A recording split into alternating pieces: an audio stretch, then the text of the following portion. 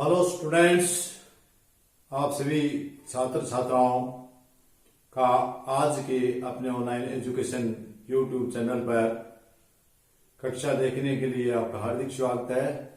और सभी बच्चे, जैसा आप जानते हैं कि हम आपके लिए लेकर आए हैं आज 12th क्लास का मैक्रो इकोनॉमिक्स का चैप्टर नंबर 9। और चैप्टर नंबर 9 है आय, रोजगार, उत्पादन के संतुलन का निर्धारण। इस चैप्टर को हम कुछ पिछले दिनों से इसका अध्ययन कर रहे हैं और इस अध्ययन के अंदर हमने परंपरावादी अर्थशास्त्रियों के अनुसार और क्लासिकल के साथ साथ हमने केंद्रीय विचारधारा के बारे में पढ़ा। प्रिय छात्रों, आपने पढ़ा कि क्लासिकल जो परंपरावादी थे हमारे, उसमें हमने AS बराबर AD, S बराबर I, इन दोनों अप्रोचों का अध्ययन किया था।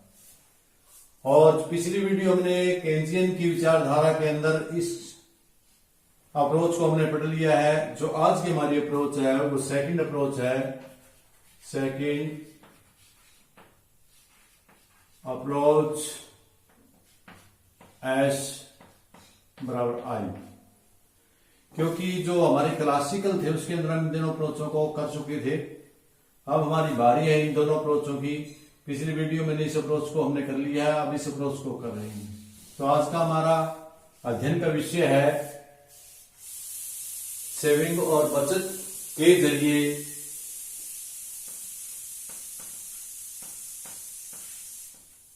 तथा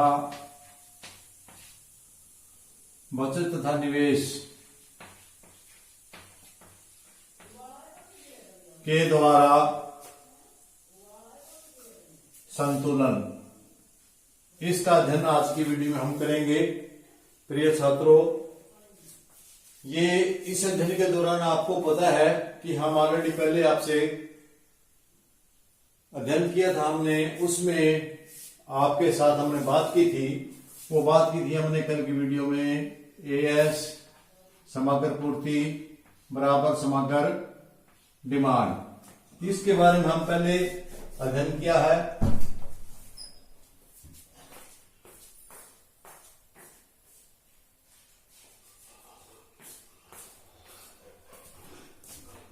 और जो आज का अध्ययन का विषय है वो है आपका बचत तथा निवेश के जरिए संतुलन। तो इसमें आज आप देखेंगे कि केन्स ने आय तथा रोजगार संतुलन उस स्थिति में होता है जिसमें बचत तथा निवेश दोनों बराबर होते हैं। जहां बचत और निवेश दोनों बराबर होते हैं वहां संतुलन होता है। पर यहां ध्यान देने वाली बात यह है कि संतुलन के संदर्भ में हम बचत और निवेश से अभिप्राय, जो बचत और निवेश है इसका अभिप्राय हमारा आयोजित बचत से, आयोजित या प्रायोजित, आयोजित या प्रायोजित दोनों ही, बचत भी आयोजित प्रायोजित या प्रायोजित कहें या आयोजित कहें, बचत और निवेश दोनों के दोनों, इससे हमारा अभिप्राय है। हमारा इनका अर्थ है कि वास्तविक बचत और वास्तविक निवेश से नहीं है। इसका आयोजित जो हम खर्चने योग्य है उसकी बात कर रहे हैं, या हमारा प्रभाव वास्तविक बचत से नहीं है। जो बचत होती है उसी से, इसी प्रकार निवेश भी उसी प्रकार। हम आज संतुलन की स्थिति देखने के लिए केंद्रीय की विचारधारा या इसके केंद्रीय के दृष्टिकोण से हम अध्ययन करेंगे। उससे पहले हम एक तालिका के जरिए समझेंगे। तालिका बनाएंगे हम। तालिका में सबसे पहले आप आय का कॉलम लेंगे, दूसरा कॉलम आप आय के साथ साथ दूसरा कॉलम आप लेंगे उपभोग का, और तीसरा कॉलम लेंगे आप बचत का, और उसके बाद कॉलम लेंगे आप निवेश का। क्योंकि हमने निवेश और ये देखना है, ये हम लेंगे। तो जैसा कि पीछे भी हमने आपको बताया था कि आय है वो 0 हो सकती है और फिर बढ़ती हुई 10, 20, 30, 40, 50 और 60 इस दर से आपकी आय बढ़ सकती है। आपने देखा 0, 10, 20, 30, 40, 50, लेकिन सारी की सारी आय उपभोग नहीं होती, और चाहे आय आपकी 0 हो तो भी हम उपभोग करते हैं। कई बार हमने पिछली वीडियोज में भी आपको बताया था कि उपभोग आवश्यक है, आय हो ना हो उपभोग जरूरी, आवश्यक मनुष्य की बेसिक नीड्स के लिए जरूरी है। तो मान लेते हैं हम इसका उपभोग है वो 10 है। कितना माना हमने? 10 है। तो इसी प्रकार आय जब ज्यादा होती है उपभोग भी ज्यादा करेगा। 10 के बाद ये कितना करेगा? 15, और 15 के बाद ये कितना करेगा? 20, और 20 के बाद कितना करेगा? 25, 25 के बाद यदि आय और जाती है तो ये 30, और फिर इसका कुछ ज्यादा आय होने पर इसका स्टैंडर्ड लाइफ बढ़ जाएगा और ये करेगा 35 और 40। तो ये है। तो आप देखें कि हमारी बचत क्या हो गई। आप को पता है कि y किसके बराबर है? y की y किसके बराबर है? Sigma s।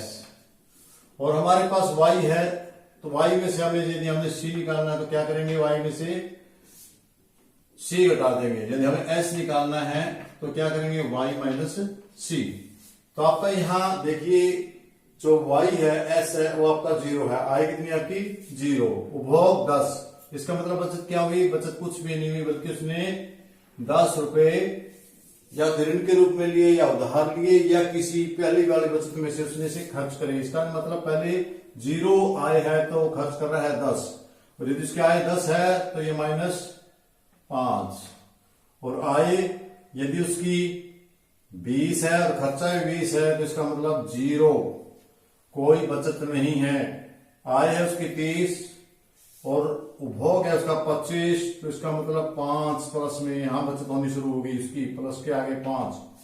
इसके बाद आपकी 40 है तो यहां 10, और उसके बाद आपकी 50 है तो यहां 15, और यहां 60 है तो 20। इस प्रकार वो बचत करेगा। ठीक है, वो आय बढ़ने के साथ साथ उपभोग भी करेगा, लेकिन उपभोग आय की अपेक्षा कम दर से बढ़ेगा। ये सारे आपके 2 बार ऋणात्मक है, बाकी आपके पॉजिटिव है, प्लस में आए हैं। ये तो था। दूसरा निवेश है वो आपका बराबर रहेगा, क्योंकि मैंने पिछली वीडियो में भी आपको बताया था कि जो केन्जियन विचारधारा है, केन्ज के अनुसार हमारा जो निवेश है वो इस प्रकार का होता है, अर्थात शिथिल निवेश होता है। निवेश ऑटोमेटिकली होता है जो कंस्टेंट होता है। तो ये देखिए ये हमारा निवेश वक्र था, इसका मतलब है ये 5 है, ये 10 है, तो इसका मतलब ये 10 पे ही है। तो इसका मतलब हम ले लेते हैं इसको 10, यहां भी 10, ये भी 10, ये भी 10, ये भी 10, ये भी 10 और ये भी 10। ये सारे 10 क्यों है? क्योंकि निवेश तो शिथिल है, जो कि अपने आप ही होता है, ऑटोनोमस होता है। हमने पिछली वीडियो में इसके बारे में विस्तार से बताया है। अब आपको इस तालिका के जरिए आपने ये देखना है कि आपका कहां हुआ।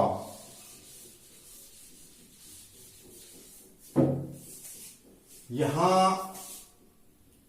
ये जो 40 है इस पे आपका देखिए जहां पर दोनों हमारी शर्त है s बराबर i, ये हमारी s है और ये हमारा i है। तो s हमारा इस बिंदु पर देखिए आप, दोनों बचत और निवेश दोनों बराबर हैं।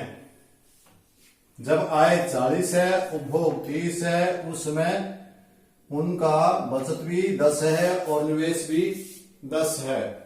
इसको हम डायग्राम के जरिए, रेखा चित्र के जरिए सरल कर लेते हैं।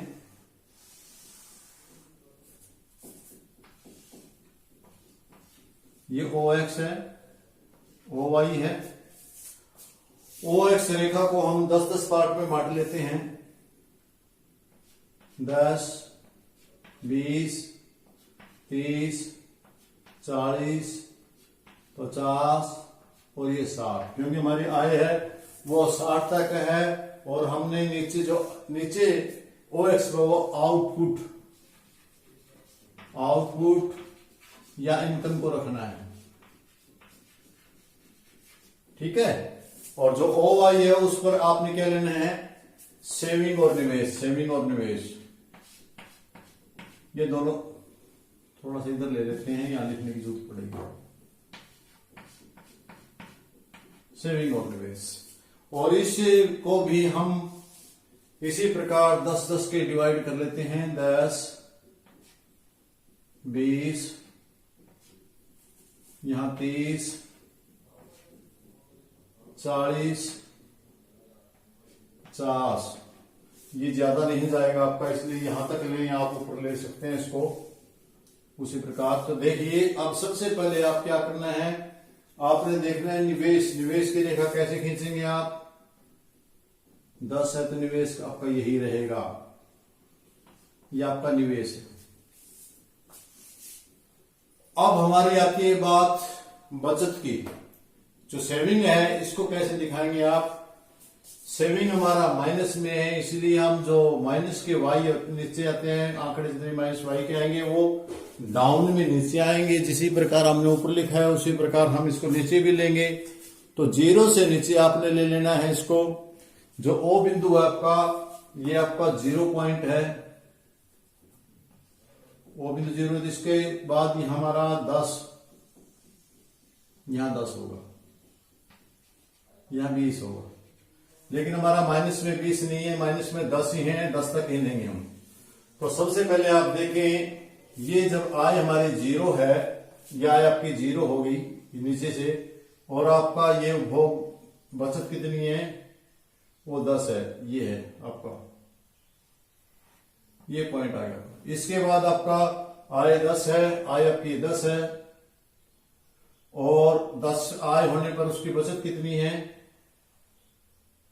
उसकी बचत हमने इस रेखा पे ली थी। तो माइनस में नीचे यहां आएगी, -5, -10। तो ये इसकी सीध में यहां पर आप यहां जाएंगे, यहां तो ये इसका आपका बिंदु ये आएगा।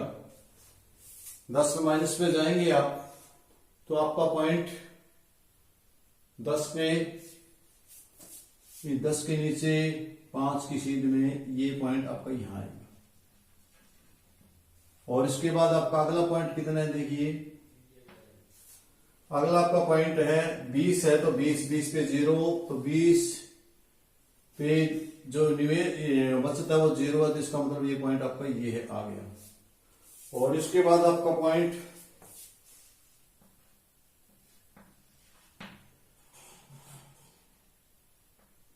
इसके बाद आपका 30 पे कितना है, 30 पे आपका +5, ये आ गया। और इसके बाद आपका है 40 पे है +10, ये पॉइंट आ गया। और इसके बाद आपका है 50 पे 15,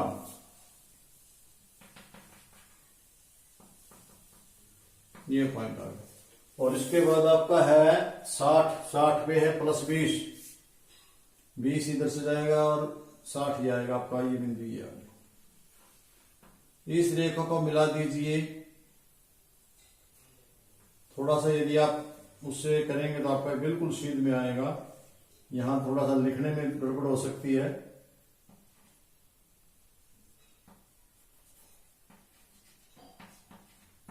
-10 इस पॉइंट के अंदर से होकर गुजरेगा ये। तो इस प्रकार की आपकी वक्र आएगी, ये आएगी आपकी SS वक्र। कौन सी वक्र आएगी, SS। इन दोनों वक्रों में कहां काटा, दोनों किस बिंदु पर बराबर है, 40 की सीध में इस बिंदु पर। जहां 40 वहां पर है, तो यहां ये संतुलन की अवस्था होगी। कौन सी होगी, संतुलन की अवस्था। तो मेरे ख्याल में आप लोगों को इसको अच्छे से समझ में आया होगा। लेकिन इसके साथ साथ हमने एक बात और भी है जो आपका समझना जरूरी है। ये यहीं पर संतुलन में क्यों होगी, ये भी तो हो सकता है कि S, जैसे हमने पिछले अप्रोच में आपको बताया था, S greater than investment, saving है वो इन्वेस्टमेंट से ज्यादा है, तो इसका मतलब सेविंग ज्यादा यहां होगी आपकी, कहीं भी ज्यादा ले लें, हम ये मान लेते हैं बिंदु ले लेते हैं। तो इस पॉइंट को देखिए आप, इस बिंदु को देखिए, इस बिंदु पे आपका इन्वेस्टमेंट कम है और सेविंग ज्यादा है। तो इस हालत में क्या होगा, सेविंग ज्यादा है, इसका मतलब लोग उत्पादन पे कम खर्च कर रहे हैं, ज्यादा लोग बचत कर रहे हैं। तो बचत करने से क्या होगा, यदि बचत निवेश से अधिक है होती है तो नियोजित उत्पादन का स्तर नियोजित व्यय के स्तर से अधिक हो जाएगा। बचत के निवेश से अधिक होने पर यह प्रकट होता है कि क्रेता वस्तुओं के क्रय पर उतना पैसा खर्च नहीं करते जितना निवेशकों ने निवेश किया है। परिणाम स्वरूप कुछ वस्तुएं बिना बिकी रह जाएंगी। इस स्थिति में से निपटने के लिए उत्पादक आगामी वर्ष में कम उत्पादन की योजना बनाएंगे और इसके फलस्वरूप कम उत्पादन होगा, कम निवेश होगा और कम बचत होगी। क्योंकि पहले बचत ज्यादा हुई है तो वे निवेश कम करेंगे और इसलिए उनकी बचत अगले बार नेक्स्ट ईयर कम हो जाएगी। यह प्रक्रिया कब तक जारी रहेगी, जब तक ये वापस यहां नहीं आ जाती। इसके अलावा दूसरी एक स्थिति और भी हो सकती है, एस लेस देन इन्वेस्टमेंट। ये कब होती है, जब ये इसे पीछे किसी भी बिंदु पर, संतुलन बिंदु से पीछे होगा, तो यहां क्या होगा कि जो आपका इन्वेस्टमेंट है वो अधिक है, बचत कम है। तो इस अवस्था में क्या होगा,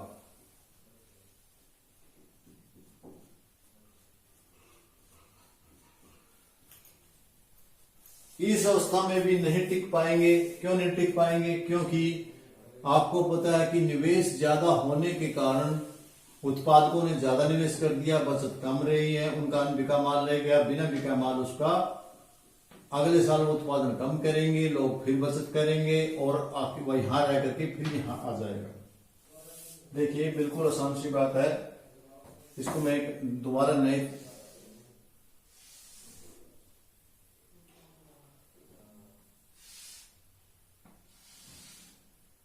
आप इस प्रकार से इसको मान सकते हैं। ये आपका एसएस था और ये आपका आई था।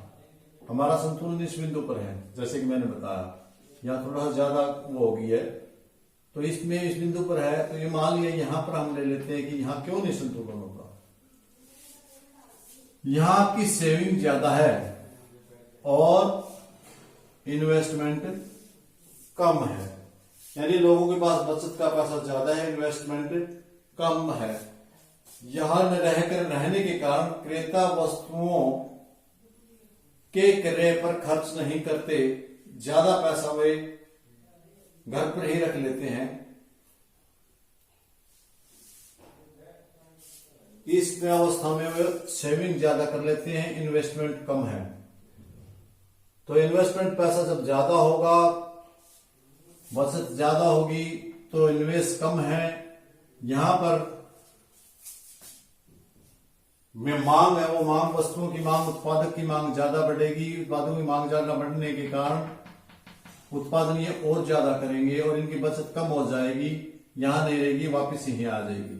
इसी प्रकार यदि हम मान लेते हैं कि इस बिंदु पर मान लेते हैं हम, यहां इस बिंदु पर हमारा जो निवेश है वो ये अवस्था है, इस बिंदु ए बिंदु मान लेते हैं, ए बिंदु पर ये अवस्था है ए पर, और बी पर ये अवस्था है। बी पर यहां यदि वो निवेश इतना करते हैं, बचत इतनी है, तो इसका मतलब उन्होंने ज्यादा निवेश किया, निवेश के कारण उनका ज्यादा उत्पादन हो गया, ज्यादा उत्पादन हो गया, वो बिना बिका रह गया, जो उन्हें अगले साल के लिए बच गया, और उनकी बचत कम थी तो उन्होंने सामान को नहीं खरीदा। बचत का निवेश से कम होना इस बात की ओर संकेत करता है कि आयोजित व्यय आयोजित उत्पादक स्तर से अधिक है। जैसा अब मैंने आपको चित्र में बताया था, बचत का निवेश से कम होना एक ऐसी स्थिति को संकेत करता है जिसमें क्रेताओं द्वारा खर्च की योजनाओं उत्पादकों द्वारा निवेश की योजनाओं से अधिक होती है। उत्पादक मांग की मात्रा से कम होगी। उत्पादन की मात्रा क्या होगी? मांग की मात्रा से कम होगी। बाजार में बढ़ी हुई मांग को पूरा करने के लिए आने वाले वर्ष में उत्पादक वर्ग और अधिक निवेश की योजना बनाएंगे। क्यों बनाएंगे निवेश की योजना? और निवेश करेंगे, वो अधिक निवेश। सप्लाई बचत है वो कम है, वो अपनी बचत को बढ़ाने के लिए और निवेश करेंगे, और इस प्रकार संतुलन बिंदु यही होगा। कहने का भाव है कि ये ना ऊपर रह सकता ना नीचे रह सकता। आय बढ़ेगी, बचत भी बढ़ेगी, और ये क्रिया तब तक चलती रहेगी जब तक ये दोनों, ये क्रिया और ये क्रिया तब तक चलती रहेगी जब दोनों ई पर ना आ जाए। तो इस प्रकार स्टूडेंट्स, आप लोगों ने मेरे ख्याल में इस विचारधारा को अच्छे से सीखा, पढ़ा, ध्यान दिया, तो आपको ये समझ में आई होगी। आज हमारी सेकंड अप्रोच थी, और इसी के साथ हमारा आज का टॉपिक खत्म होता है। कल हम फिर इसी पाठ के नए टॉपिक के साथ आपके सामने पेश होंगे। तो सभी छात्रों का सीखने के लिए बहुत बहुत धन्यवाद। बढ़ते रहें, पढ़ते रहें, आगे चढ़ते रहें, सफलता हासिल करते रहें। इन शब्दों के साथ आप लोगों से विदा लेता हूं। आपका बहुत बहुत धन्यवाद।